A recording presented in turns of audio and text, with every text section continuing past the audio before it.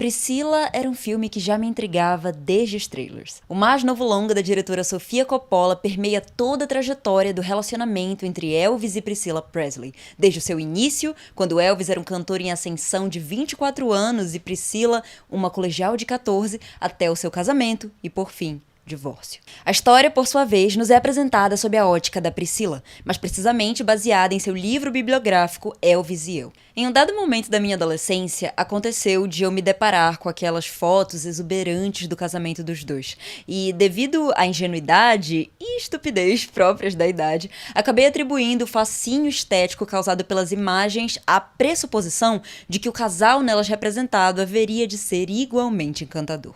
Em outras palavras, eu romantizei Elvis e Priscilla. E embora atualmente eu tenha me dado conta do meu equívoco, julgo ser possível utilizar a percepção da jovem Laura como um parâmetro de análise dessa história. Por que ela intriga tanto ao ponto de virar um filme e como o imaginário em torno dela influencia as escolhas visuais e temáticas da diretora. Comecemos então falando da própria. Em 1999, a cineasta ítalo-americana Sofia Coppola fez sua estreia em direção de longa-metragem com o filme Virgens Suicidas. Ambientado pelos tradicionais e pacatos subúrbios norte-americanos, a obra retrata os efeitos da criação parental restritamente cristã na mentalidade de 5 irmãs adolescentes, tendo a sua já comum avalanche emocional da juventude potencializada por uma condição de completo isolamento. Os planos detalhe, a paleta de cores suaves, os objetos postos em evidência e a história contada pelo ponto de vista dos seus jovens admiradores masculinos contribuem para a evocação de uma aura mitológica, endeusadora e misteriosa em torno das irmãs, cuja indecifrabilidade é acentuada pelo distanciamento em relação ao tal ponto de vista idealizado dos meninos, que também é consequentemente assumido pelo espectador.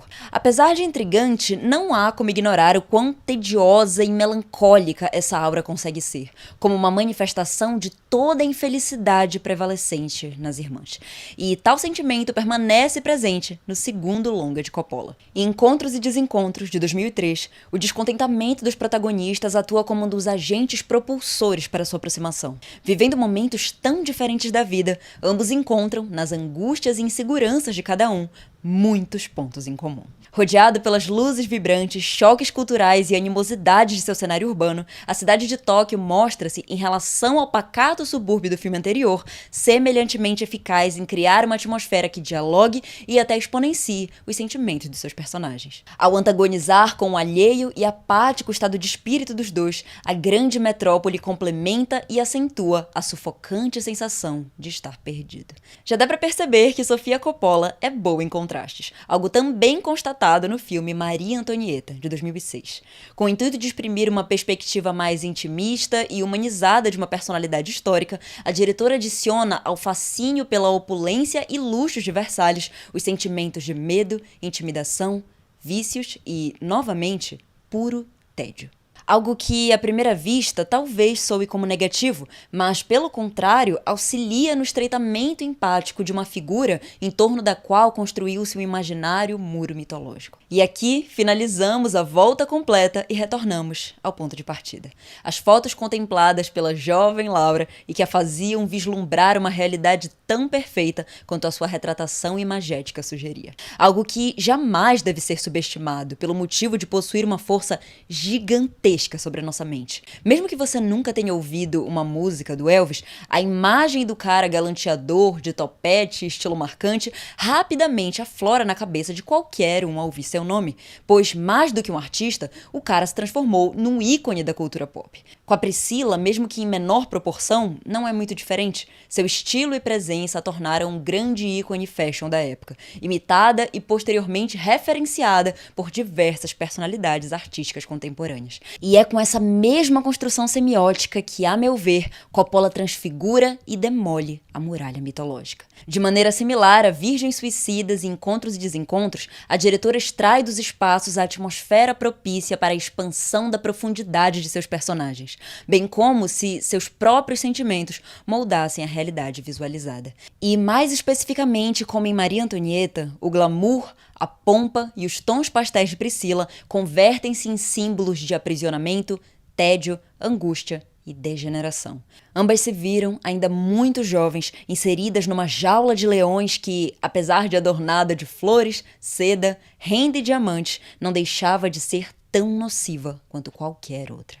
Interessante perceber, tanto em Maria Antonieta quanto em Priscila, que a solidão e a melancolia das protagonistas crescem na mesma medida que seus cabelos. A vaidade e o exagero material são evocados para tentar suprir um completo esvaziamento de espírito. E, por ser um processo tão gradual, ele pode muitas vezes soar tão tedioso quanto o próprio tédio sentido pela personagem, mas eu o considero muito bem colocado nesse caso. A sutileza com a qual Priscila transita do fascínio à desilusão confere à obra não apenas certo realismo, como também um maior senso de identificação e desmistificação das figuras retratadas.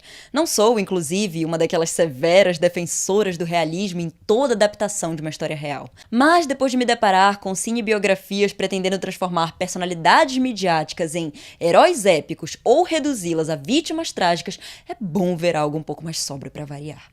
Fora os seguintes fatores. O enfoque do filme jamais se desvencilha da Priscila, fazendo prevalecer, como no livro, a sua perspectiva, trilha sonora, elenco, direção de arte, figurinos maravilhosos e uma envolvente, sensível e objetiva condução. Em Priscila, presenciamos a decadência de um conto de fadas por intermédio da sua mais doce contemplação, permitindo-nos, por nós mesmos, detectar as contradições e o lado sombrio de um universo estético projetado e construído de forma deliberadamente idealizada.